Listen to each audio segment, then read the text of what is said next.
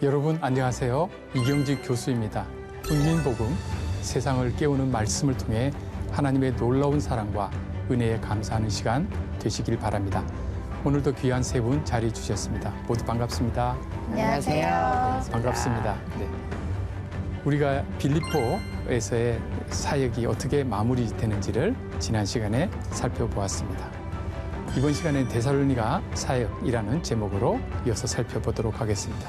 지난 시간에 우리에게 권리가 있어도 하나님을 위해서는, 하나님의 영광을 위해서는, 복음을 위해서는 우리가 권리를 내려놓아야겠다. 또 사용하도록 하실 때도 나의 유익을 위해서가 아니라 주님을 위해서 사용해야 되겠다 하는 것을 지난 시간에 배웠습니다. 이번 시간에 이제 데살로니가 사역인데요. 말씀을 봅시다. 자, 원석 형제. 그들이 암비볼리와 아볼로니아로 다녀가 데살로니가에 이르니 거기 유대인의 회당이 있는지라 바울이 자기의 관례대로 그들에게로 들어가서 새 안식일에 성경을 가지고 강론하며 네, 이제 장소가 이동을 하고 있습니다. 네. 이 데살로니가라고 하는 지역은 굉장히 중요한 항구 도시입니다. 항구 도시하면 일단 무역이 성행하고 부유한 도시라는 것을 알 수 있어요. 그리고 빌립보에서 약 160km 정도 떨어져 있어요. 대전 거리네요. 서울에서 대전. 꽤 거는 거죠. 그래서 요즘도 그런데 이제 뭐 그 당시 교통으로 갔으면 좀 더 걸렸겠죠. 그래서 이 암비볼리 아볼로니아를 통과해서 데살로니가 이르렀습니다. 3일 정도 당시 걸어가야 되는 거리였습니다. 네. 3일 정도. 오늘날도 이 데살로니가 지역은 굉장히 그리스의 중요한 지역이고 번창하는 도시입니다. 여기에 유대인의 회당이 있었습니다. 근데 교수님 아까 데살로니가가 항구 도시라고 하셨잖아요. 그럼 거기는 약간 여러 인종들이 막 섞여 있는 분위기였을까요? 그 당시는 뭐 그렇죠. 다양한 로마가 대제국을 이루고 있었으니까 네. 각 곳에서 많은 사람들이 와 있었겠죠. 항구 도시가 좀 개방적이죠. 그렇죠. 전체적으로. 예. 그렇죠. 그리고 새로운 문물에 대해서 개방적이고 열려 있는. 돈도 많이 모이죠. 돈도 많이 벌고. 그렇죠. 네네. 그 또 열려 있다는 것은 잘못하면 타락하기도 쉬운 곳. 그렇죠. 그렇죠. 전통을 무시하는 곳 등등등 여러 가지. 그러면 네. 예.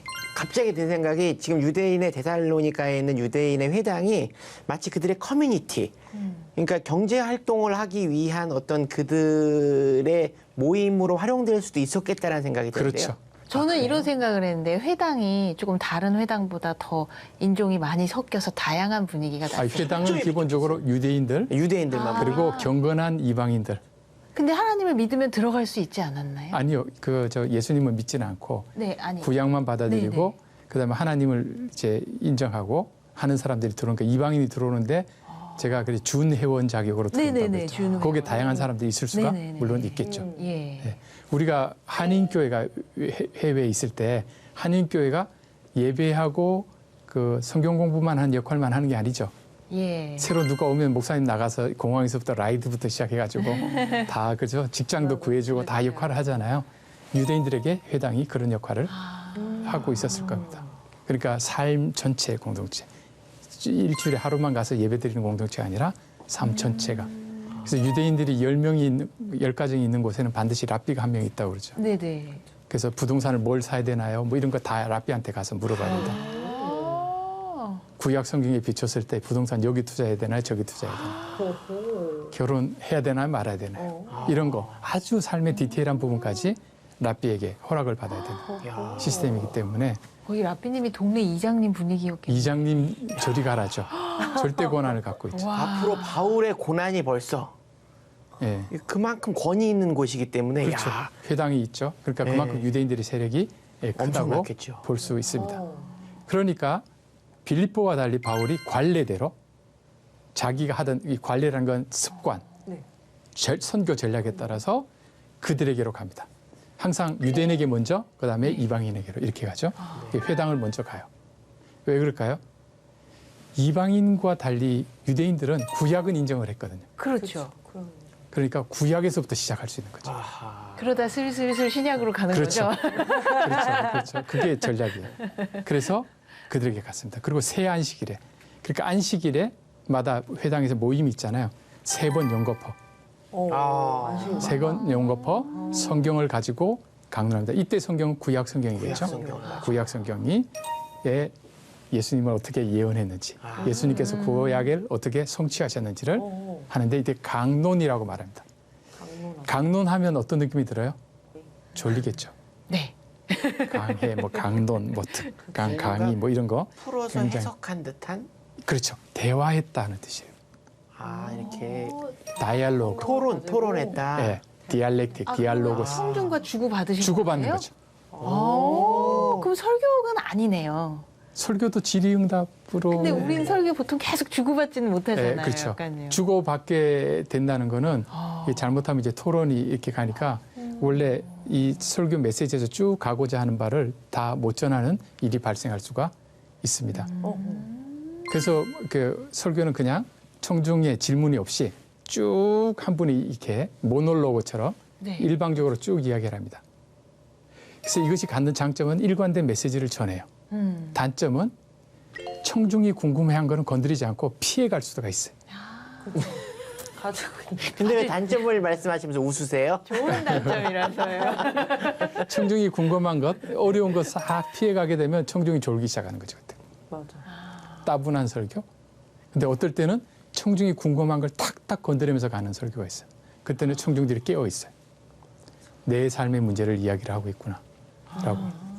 그래서 설교자가 어려운 거예요. 차라리 질문이 들어오면 모르는데.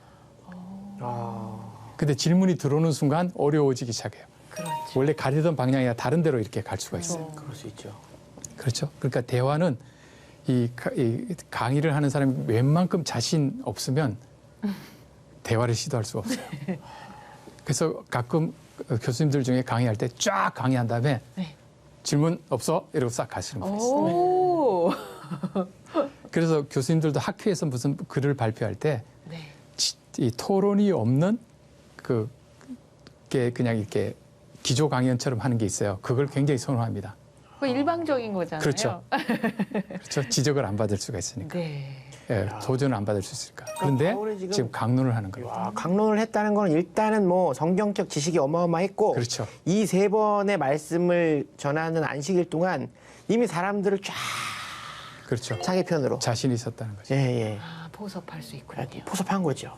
그리고 교육적인 방법에서는 질의응답만큼 좋은 방법이 없습니다. 그렇죠. 이게 소크라테스식 교육 방법이라고 우리가 배웠죠. 전에는 초중고등학교에서 일방적으로 교사가 가르쳤는데 요즘은 자발적 학습이라고 그래서 학생들에게 창의적으로 질문도 학생이 스스로 내도록 하는. 이게 굉장히 어려운 자기가 스스로. 근데 오늘날 교육은 그런 식으로 갑니다. 그런데 이렇게 토론을 했다는 겁니다. 그러니까 청중이 궁금해하는 것은 다 건드리고 있었다라는 것을 알 수가 있습니다. 장혜원 아나운서 읽어보시겠어요? 뜻을 풀어 그리스도가 해를 받고 죽은 자 가운데서 다시 살아나야 할 것을 증언하고 이르되 내가 너희에게 전하는 이 예수가 곧 그리스도라 하니 그중에 어떤 사람 곧 경건한 헬라인의 큰 무리와 적지 않은 귀부인도 권함을 받고 바울과 실라를 따르나 그러나 유대인들은 시기하여 저자의 어떤 불량한 사람들을 데리고 때를 지어 성을 소동하게 하여 야손의 집에 침입하여 그들을 백성에게 끌어내려고 찾았으나 발견하지 못함에 야손과 몇 형제들을 끌고 읍장들 앞에 가서 소리질러 이르되 천하를 어지럽게 하던 이 사람들이 여기도 이르매 네, 아멘. 아멘. 뜻을 풀었다고 돼 있어요. 이 푼다는 말은 말 그대로 문자적 그대로 하면 열었다는 뜻이에요. 성경을 덮어놓고 읽으면 안 되고 열어놓고 읽어야겠죠. 그 무슨 말이냐면 그 구약을 읽는데 구약의 그 진정한 의미를 아직 열어보지 못한 거죠. 그 뜻을. 모든 성경이 예수 그리스도에 관한 말씀이라는 거, 그걸 이들은 그렇게 구약을 달달달 외우면서도 모르고 있었던 거죠. 그것을 드디어 열어준 겁니다. 아하. 그 내용이 뭐죠? 그리스도께서 해를 받고 죽은 자 가운데서 다시 살아나야 될 것을 증언하였다. 예수 그리스도의 십자가의 죽음 그리고 부활. 이게 복음의 핵심이에요. 십자가와 부활. 이게 복음의 핵심이에요. 이것을 증언했다라고 했어요. 여기 증언이라는 말은 설득력 있는 증거를 내놓았다 하는 뜻입니다. 그냥 말로만 하는 게 아니라 이게 핵심인데 십자가와 부활에 관한 복음을 전하면서 그 증거들을 제시했다. 목격자들에 대한 이야기도 하고 뭐 그렇죠. 지금 우리는 여기서는 이렇게 요약된 것만 보고 있는 거죠. 네네. 그렇죠. 지금 보세요. 뜻을 풀어서 했는데 이렇게 딱 뜻을 어떻게 풀었는지는 안 나오죠. 네. 그 세 번에 걸쳐서 설교를 이렇게 문답식으로 하고 있는데 그것을 밝혔습니다. 그리고 내가 너에게 전하는 이 예수가 곧 그리스도다 이렇게 말했습니다. 자, 3절에 보면 이 복음을 전한 내용의 핵심이 두 가지가 있는데요. 하나는 내가 너에게 전하는 이 예수가 곧 그리스도다. 예수님은 누구이신가? 그리스도이십니다. 구원자이십니다. 하는 거. 예수님은 그리스도로서 우리를 위해서 무슨 일을 하셨습니까? 해를 받고 죽은 자 가운데서 다시 살아나셨습니다. 이것을 좀 어렵게 말하면 기독론이라고 그래요. 기독이라는 말은 그리스도라는데 그리스도가 어떤 분이신가? 신학에서 보면 뭐 신론, 인간론, 뭐 기독론, 뭐 성령론이래요. 근데 하나님에 대해서 신론 또 그리스도 기독론은 그리스도에 관해서 성령론은 성령에 관해서인데 거기에 꼭 두 가지로 돼 있어요. 하나님은 어떤 분이신가? 하나님은 우리를 위해서 어떤 일을 하셨는가? 그리스도는 어떤 분이신가? 그리스도는 우리를 위해서 어떤 일을 하셨는가? 성령님은 어떤 분이신가? 성령님은 우리를 위해서 어떤 일을 하셨는가? 이렇게 이야기를. 그런데 보통 신학에서 배울 때는 하나님은 어떤 분이신가를 먼저 설명하고요. 그다음에 그런 하나님이시기 때문에 우리를 위해서 이런 일을 하셨습니다. 이렇게 설명을 해요. 근데 우리 입장에서는 하나님이 어떤 분인지를 알기 전에 하나님이 우리를 위해서 어떤 일을 하셨는지부터 경험을 해요. 교회에 나온 사람들 보세요. 처음에 하나님이 어떤 분인지 모르는데요. 하나님 저 살려주시면 제가 예수님 믿겠습니다. 이렇게 말했는데 살려주시는 하나님이 우리를 위해서 하신 일을 먼저 경험하고 그 일을 통해서 하나님을 만나기 시작을 해요. 근데 하나님이 어떤 분이신지부터 먼저 배우면 이게 잘못하면 이론적이고 사변적이어서 머리만 아파요. 맞아요. 보세요. 그리스도가 해를 받고 죽은 자 가운데서 다시 살아나는 것을 먼저 그리스도께서 우리를 위해서 어떤 일을 하셨는지 십자가를 지시고 부활하셔서 부활의 첫 열매가 되셔서 우리에게도 부활의 소망을 주신 분이심을 우리를 위해서 하신 일 그리고 그분이 구원자이심을 우리의 죄를 해결하신 구원자이심을 밝혀주는 겁니다. 그러니까 우리가 어디 가서 복음을 전할 때 분명히 알아야 될 것 하나님이 나를 위해서 우리를 위해서 무슨 일을 하셨는가 그리고 그 하나님은 어떤 분이시길래 이 두 가지를 정확히 안다면 복음의 핵심을 전할 수 있을 거라고 생각을 합니다. 그랬더니 이 복음을 듣고 그 중에 어떤 사람 즉 경건한 헬라인의 큰 무리와 적지 않은 귀부인도 권함을 받고 바울과 시라를 따랐습니다. 자, 회당에 정회원들은 유대인들이고요. 네. 준회원들은 경건한 헬라인들이에요. 네. 근데 여기 정회원들은 반응이 없어요. 준회원들이 그죠? 구약을 더 잘 알고 있다고 그러고 자기가 그냥 이게 핵심이라고 생각하는 사람들은 안 따르고 네. 준회원들이 반응을 크게 보이기 시작합니다. 경건한 헬라인의 큰 무리가. 그리고 경건한 헬라인이라 그러면 지금 저분들은 무역 때문에 여기 와 있는 분들 아니에요? 와 있는 분들이죠. 그러니까 결국 어떻게 보면 돈도 굉장히 많으신 분들. 그렇죠. 그러니까 회당을 운영하는데 중추적인 역할을 하시는 분들이 할 수도 아닐까 있겠죠. 하는 생각이 듭니다. 그러니까 얼마나 믿겠어요. 교인 반 이상 빠져나가는데. 헬라인의 큰 무리, 그다음에 적지 않은 꽤 많은 귀부인. 저도 귀부인도 네. 교회 재정에 지금 네. 회당의 재정을 지금 역시 선교의 후원에 관심이 많으시군요. 그래서 바울과 실라를 따릅니다. 그러나 유대인들, 정회원들은 시기했습니다. 왜요? 그 준회원들이 그동안 이 정회원들의 리드를 따라서 쭉 하고 왔는데 그죠? 회당의 재정 문제도 발생할 거고 여러 가지 문제. 시기, 질투. 가장 무서운 건데. 그래서 어떻게 했느냐? 말로는 안 되잖아요. 네. 대화로 성경 가지고 예. 반박을 못 하니까 네. 저자의 그러니까 시장 바닥에 불량한 사람들, 우리로 말하면 깡패라고 하는 사람들을 데려다가 때를 지어서 성을 소동하게 합니다. 이게 하나님을 잘 믿고 있다는 회당의 중추 세력인 유대인들이 할 일이에요. 자신들의 어떻게 보면 본질을 보여주고 있다고 할 수가 있습니다. 야, 참 치사하네요. 그렇네요, 진짜. 앞에서 기부인들도 믿었으니까 이 데살로니가 교회가 아주 재정적으로 풍부했을 것 같죠. 네. 근데 나중에 보면 빌립보서 4장 15절에서 16절에 보면 빌립보 사람들아 너희도 알거니와 복음의 시초에 내가 마게돈을 떠날 때 주고받은 내 일에 참여한 교회가 너희 외에 아무도 없었느니라. 그러니까 빌립보 교회가 루디아가 있었던 빌립보 교회가 데살로니가 교회가 세워지는데 재정적으로 크게 기여를 한 교회라는 거예요. 결국은 유대인들이 다 빠져나가는 거 아닙니까, 그럼? 나중에는 이 교회가 크게 설지 모르지만 초기에는 네. 재정도 필요하고 여러 가지 것들이 필요하잖아요. 이것을 빌립보 교회가 후원했다는 겁니다. 그걸 통해서 데살로니가 교회가 더 든든히 서지는 거죠. 우리가 배울 점 개척해라, 알아서 해라 이렇게만 몰아가서는 안 되고 한 교회가 세워졌지만 빌립보 교회 세워진 지 얼마 됐다고 그죠? 그럼에도 불구하고 최선을 다해서 그 다음 교회를 세우는데 후원하고 지원하고 있다는 사실을 알 수가 있습니다. 여기 지금 소동하게 했어요. 때를 지어서. 그러니까 지금 이성적으로 이 성경 가지고 이렇게 대화로는 안 되는 사람들이 안 되니까 그때 주먹이 나가는 거죠. 야손의 집에 침입합니다. 야손은 데살로니가 출신 헬라인이었어요. 그러니까 아까 이제 경건한 헬라인 뭐 이런 그 중에 사람이겠죠. 한 분이군요. 예.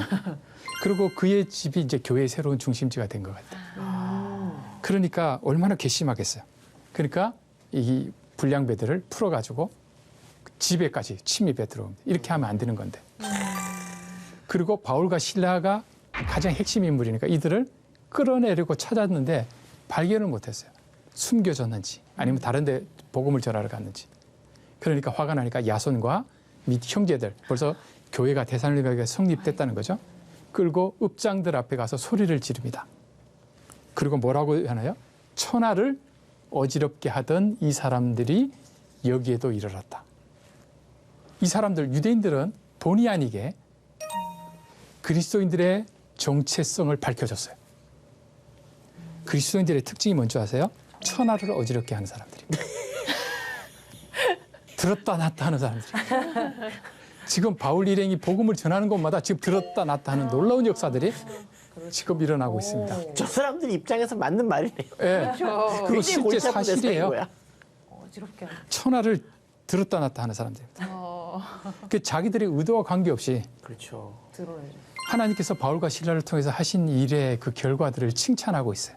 그리스도인들이 세상을 들었다 놨다 할 만큼 영향력 있는 사람들이라는 것을 보여주고 있습니다. 오늘날 우리 그리스도인들도 이런 말을 들을까요? 들어야죠. 대한민국을 들었다 놨다. 예수님께서는 우리를 가르치는 선생님이실 뿐 아니라 우리의 세계를, 우리의 세계관을, 우리의 생각하는 틀을, 사고 구조를, 모든 권력 구조를 뒤집어 놓으시는 분입니다. 예를 들어 볼까요? 예수님께서 말씀하실 때 어떤 엄청난 부자가 있는데 창고에 엄청 쌓아뒀어요. 그때 예수님이 바보라고, 창고를 더 짓는 거 바보라고. 오늘 그 사람을 생명을 걷어가면 무슨 소용이 있냐고. 한 생명이 천하보다 귀한데 엉뚱한 데 쓰고 있다고. 그 사람을 어리석다라고. 하나님 나라를 위해서는 아무 일도 안 하고 자기의 유익을 위해서 창고를 쌓고 있는 사람. 세상의 기준에서는 지혜로운 사람이에요. 그렇죠. 계속 투자하고 재투자하고 네. 평생 투자만 하다 가는 거죠. 하나님 나라를 위해서 무슨 일을 했는가 묻는 것입니다. 또 주인은 섬김을 받아야 되고 종은 당연히 섬겨야 된다고 일반적으로 생각하고 있었습니다. 예수님이 오셔서 주인과 선생은 섬김을 받는 자가 아니라 섬기는 자라고 이 완전 뒤집어 놨습니다. 당시 그리스 로마 사회는 힘이 최고라고 생각하는 사회였어요. 오늘날은 돈이 최고라고 생각을 해요. 맞아. 근데 예수님은 그렇게 말씀하지 않아요. 사랑과 섬김이 최고라고 말씀해요. 가치관을 근본적으로 바꿔놓는 거예요. 그래서 니체라고 하는 철학자는 기독교는 노예도덕이다. 약자가 강자를 억압하는 종교다. 이렇게 말했어요. 약자가 강자를 억압한다. 강자면 강한 사람이 종이고 강한 사람이 탁월한 게 뛰어나지. 그게 그리스 로마 사회의 가치관이었거든요. 힘이 최고예요. 힘이 법이에요. 그런데 이곳에 와서 예수님은 그것을 다 뒤집어 놓으신 거예요. 그러니 이 사람들의 말이 너무나 정확해요. 7절부터 찬송자매 야손이 그들을 맞아들였도다. 이 사람들이 다 가이사의 명을 거역하여 말하되 다른 임금 곧 예수라 하는 이가 있다 하더이다 하니 무리와 읍장들이 이 말을 듣고 소동하여 이 공격을 할 때요. 네. 이렇게 합리적으로 안 되면 그 처분하는 사람이 약간 약점, 아킬레스건 같은 걸 건드리는 거예요. 빌라도가 예수님의 죄가 없다고 해서 처벌을 안 하려고 하니까 저 사람이 유대인의 왕이라고 그랬다고 반역을 로마 황제에게 반역을 깼다고 라고 하니까 빌라도 어떻게 할 수 없었잖아요. 옹호하면 자기도 반역자가 되니까. 지금 뭐라고요? 이 사람들이 가이사가 시저죠. 황제의 명을 거역했다. 다른 임금이 있다. 왕이 있다. 예수라고 하는 자가 있다. 왕은 오직 시저밖에 없는데, 카이저, 황제밖에 없는데 다른 황제가 있다라고 하니 그런 사람들을 야손이 받아들였다. 그렇죠. 야손 입장에서는 굉장히 큰 위기인데요. 그렇죠. 그랬더니 무리와 읍장들이 이 말을 듣고 소동합니다. 왜냐하면 아이 괜찮아 이렇게 했다가는 이 도시 자체가 반란을 일으키네 라고 해서 로마 황제가 군대를 보내서 여기를 박살을 낼 수가 있잖아요. 지금 뭐 거의 인민재판 수준 아닙니까? 그렇죠. 죽여라! 그렇죠. 근데 항상 처분권을 가진 사람의 뭐라고 해야 되나요? 그 마음을 건드려 놓는 방식으로 그 일을 하는 것을 알 수가 있습니다. 누가 주님이냐 하는 문제입니다. 그러나 야손이나 이 사람들은 두려워할 필요가 없었습니다. 복음이 분명히 정치적으로 영향을 주지만 그리스도인들은 바로 세상 정치에 직접적으로 개입을 하지 않기 때문에 그렇습니다. 도리어 예수님을 왕으로 모시는 사람들은요, 이 시저 황제가 다스리는 로마 법을 더 잘 지켜요. 순교자 저스틴이라는 사람이 있었습니다. 이 사람은 원래는 그리스도인이 아니었는데 막 여러 가지 여정을 거쳐서 복음을 받아들입니다. 자기가 어떻게 그리스도인이 됐는지를 이유를 두 가지를 말하는데 첫째 하나는 순교입니다. 누구도 자기가 말한 것이 진리라는 것을 위해서 목숨을 내걸지 않는데 그리스도인들은 순교를 하더라는 거예요. 목숨을 거니까 저게 진리가 아니겠는가 하는 거. 두 번째, 그리스도인들의 삶입니다. 로마 사회가 굉장히 크고 무역이 발달했는데 로마법이 굉장히 잘 만들어졌어요. 관리들이 감시할 때는 법을 지키는데 감시망을 피하면 법을 어겼어요. 그런데 그리스도인들은 관리가 감시하지 않는데도 이렇게 편법이나 이렇게 돌아갈 수 있는데도 법을 우직하게 지키면서 세금 낼 거 다 내고 하더라는 거예요. 로마법을 더 잘 지키더라는 거예요. 그래서 그리스도인에게 물었어요. 아니 지금 로마 황제도 안 보고 관리들도 안 보는데 왜 지키고 있느냐. 그랬더니 그들이 이 법을 세우는 황제보다 더 큰 위대한 입법자가 하늘의 입법자가 계신데 그분은 모든 것을 보고 계신다. 코람데오. 그분 앞에서 우리는 법대로 살아가야 된다. 그러니까 저스틴이 변증서라고 하는 걸 썼는데 여기서 뭐라고 했냐면 우리 그리스도인들은 로마에 해악을 끼치는 사람들이 아니라 로마를 도리어 유익되게 하는 사람입니다. 하나님의 법은 로마법보다 더 엄격하고 더 순결해서 그대로 순종할 때 로마가 더 발전합니다. 우리식으로 말하면 그리스도인들은 로마 제국의 경쟁력입니다. 자, 우리말로 바꿔볼까요? 우리 그리스도인들은 대한민국의 경쟁력입니다. 라고 말할 수 있겠죠. 그래야죠. 그러면 한국 사회는 다 교회 가라고 그럴 거예요. 내 양심으로는 누가 안 보면 그냥 좋은 게 좋은 거고 이럴 수 있지만 그 위에 복음을 받은 그렇죠. 사람들의 그 행동이 양심이 제대로 작동하기 시작하는 겁니다. 네. 자, 그랬더니 문석 형제. 야손과 그 나머지 사람들에게 보석금을 받고 놓아주니라. 밤에 형제들이 곧 바울과 실라를 베레아로 보내니 그들이 이르러 유대인의 회당에 들어가니라. 아멘. 아멘. 야손과 그 나머지 사람들에게 보석금을 받고 풀어줍니다. 이 로마 관리들은 지금 사람들이 무엇을 믿는지에 대해서는 관심이 없었어요. 그렇지만 막 지금 폭동이 일어나고 난리가 나니까 이걸 문제를 하기 위해서 잡아들였어요. 네. 그리고 그게 조금 가라앉으니까 돈을 벌어요. 결국엔 돈이었어요? 네? 신념보다 돈이 더 그렇죠. 앞서네요. 정치적 이해, 득실 관계, 네. 자신들의 안전, 이익을 추구하는 모습을 볼 수 있습니다. 관리들은 복음에 대해서 관심이 없었어요. 정치적 이익, 금전적 이익에만 관심을 두었습니다. 이 보석금을 내게 되면 어떻게 되죠? 로마 황제의 체제를 인정하는 것이었습니다. 근데 야손과 그 나머지 사람들은 보석금을 냈어요. 하나님의 것은 하나님께로, 가이사의 것은 가이사에게로 인정을 하고 나왔습니다. 그리고 형제들이 바울과 실라를 베레아로 보냈습니다. 밤에 몰래 보냈습니다. 바울과 실라는 데살로니가를 빨리 떠났죠. 왜요? 계속 있으면 지금 바울과 실라가 박해받는 것이 아니라 그곳에 있는 데살로니가 교인들이 박해를 받기 때문에, 특히 야손이 굉장히 중요한 사람인데 네. 이 사람의 안전을 위태롭게 하기를 원하지 않았다라는 것을 볼 수 있습니다. 그러면 데살로니가에 대해서 관심이 없어요? 아니에요. 나중에 데살로니가 전서를 기록합니다. 데살로니가 교회를 직접 가르치기보다 성경을 기록함으로써 데살로니가 교회를 목양을 합니다. 그래서 이게 나쁜 일인 것 같은데 결과적으로는 데살로니가 교회만 목양하는 것이 아니라 지금 우리도 데살로니가 전서를 통해서 목양하게 됐다 하는 놀라운 섭리가 여기 있다, 이렇게 볼 수 있겠습니다. 참 지혜롭고 다양한 방법으로 네. 접근했네요. 네네. 저번 시간에 말씀해 주셨던 하나님께서 이렇게 뜨겁게 불처럼 임하실 수도 있고 또 그 사람의 인격에 따라서 또 부드럽게 임하실 수도 있다라고 말씀해 주신 것처럼 어떤 그 환경에 따라서 어떤 때는 정말 완전히 뭐 이렇게 판을 확 뒤집어 엎는 네. 복음을 주시고 또 어떤 이런 상황에서는 스펀지에 물이 스며들듯이 이렇게 하는 정말 놀라운 것 같습니다. 네. 그러니까 이 바울과 실라는 이 데살로니가에서 사역을 오랫동안 하지는 못했지만 그곳에 또 하나님이 또 그러니까 사람이 하는 것이 아니라는 것을 알 수 있습니다. 성령께서 일하고 계신다 하는 것을 알 수 있겠습니다. 이번 시간에 우리가 데살로니가 사역을 살펴보았는데 다음 시간에는 베레아 사역과 아테네 사역, 아덴이라고 하는데 아테네입니다. 아덴 사역을 살펴보도록 하겠습니다. 언제나 하나님께서 원하시고 기뻐하시는 일들을 이루어 나가는 여러분들 되시기를 축원합니다. 함께해 주신 여러분 고맙습니다. 감사합니다. 감사합니다.